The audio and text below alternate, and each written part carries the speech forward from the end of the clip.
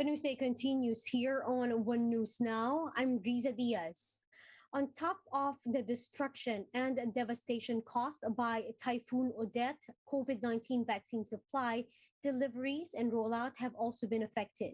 Giving us an update on this, we have with us Faith Del Mundo. She's reporting to us live this afternoon. Faith, good afternoon. Can you tell us what's the latest again on the challenges that is facing, or rather is being met with the vaccine rollout? Yes, Risa, health authorities warn of possible vaccine wastage in areas directly hit by the typhoon. This as power outage may have compromised the COVID-19 shots. In today's Laging Handa briefing, Health Undersecretary Mirna Cabutahe said Western Visayas may face vaccine wastage due to power outage. This is because vaccines have to be stored in controlled temperatures to preserve their efficacy and stability. Cabutahe said if vaccines like Pfizer, Moderna, and Sputnik V were frozen and kept inside the storage units, the shots may withstand 2 to 3 days of power outage. But she said they will still have to monitor the temperature to see if the shots are stable. And if possible, that they will be able to, the affected supply will have to be administered soon. In Central Visayas, Cabutahe said the inoculation drive had to be canceled due to the onslaught of Typhoon Odette. Canceled flights also hampered the delivery of vaccines. Meanwhile, in Calabarzon, a vehicle transporting Moderna vaccines was involved in a vehicular accident. The DOH says they are coordinating with the Office of Civil Defense to monitor the vaccine situation in affected areas.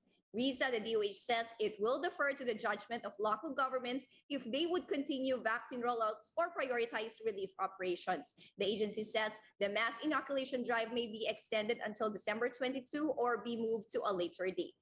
Risa? Thank you for that update. That's Faith Del Mundo reporting to us live from Quezon City.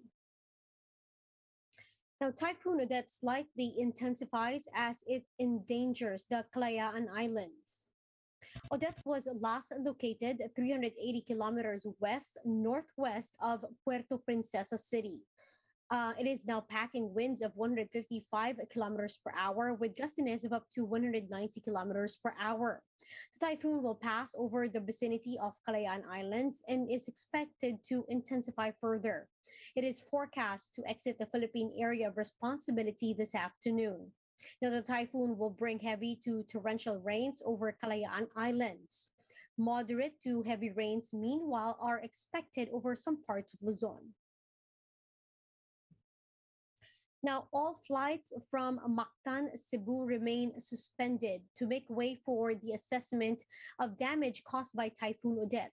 Giving us details on this, Mon Gualvez this time is reporting to us on the line all the way from Cebu. Mon, good afternoon. Good afternoon, Riza. So many passengers are still stranded here in Mactan Cebu International Airport. That's because there are still no flights after Typhoon Odette inflicted damages in the airport. So many passengers, or some passengers, have already been staying here for 2 days, armed with cartons and blankets for whenever they'd want to rest, hoping they get to board as soon as flights resume. There are also others who chose to stay here because other places here in Cebu still have no power, no water, and stable internet connection. They also have no choice since hotels here are fully booked. Airport authorities haven't issued an official statement yet, but there's a word that flights may resume tomorrow morning. Riza? Thank you for that update. That's Mon Gualvez reporting live from Cebu. Now, in other news, almost 4 million more people have fallen below the poverty line due to the COVID-19 pandemic. Now, that's according to the Philippine Statistic Authority. Mobile journalist Pamela Vasquez gives us a front seat to the story.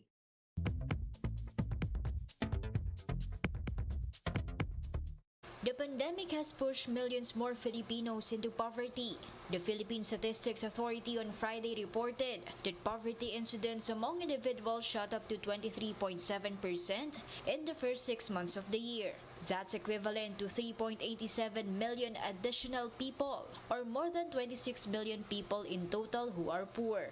Meanwhile, there are now more than 4.7 million families who fell below the poverty line. Based on PSA's data, a Filipino family of 5 now needs more than 12,000 pesos per month to cover basic food and non-food needs. That's higher than the monthly average of 10,532 pesos in 2018. The PSA pointed out that salary increases are not keeping up with inflation. Tumataas ang ating poverty threshold talaga every time we compute official poverty statistics because of increasing prices. Itong 2021, hindi ganong kataas ang increase sa income. Tumaas lang ng 4.5%.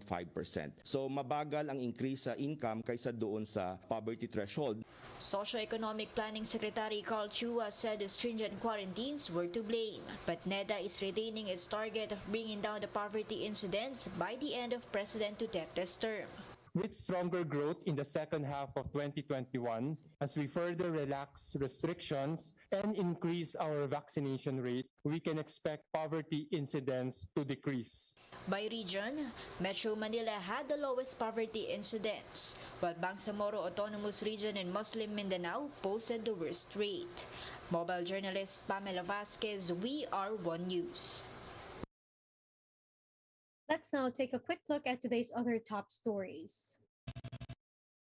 Comelec junks 1 out of 6 petitions against presidential aspirant Bongbong Marcos, declaring him a nuisance bet. The poll body regarded the claim as, quote, grossly insufficient.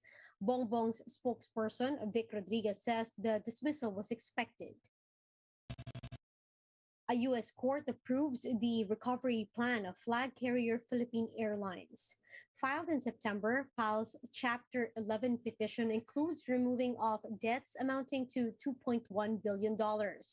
Recall that the airline reported a net loss of 73 billion pesos due to COVID-19 impacts to its operations. And the PNP chief, Leonardo Carlos, says the tradition of dawn masses or simbang gabi is off to a good start. This after no untoward incidents were recorded since its first day.